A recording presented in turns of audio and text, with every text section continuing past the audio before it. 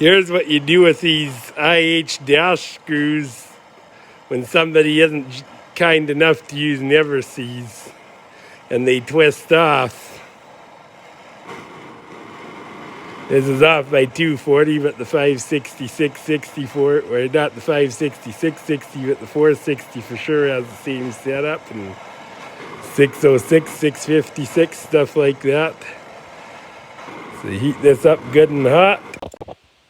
I take a vice grip and grab them, and then it should twist right out.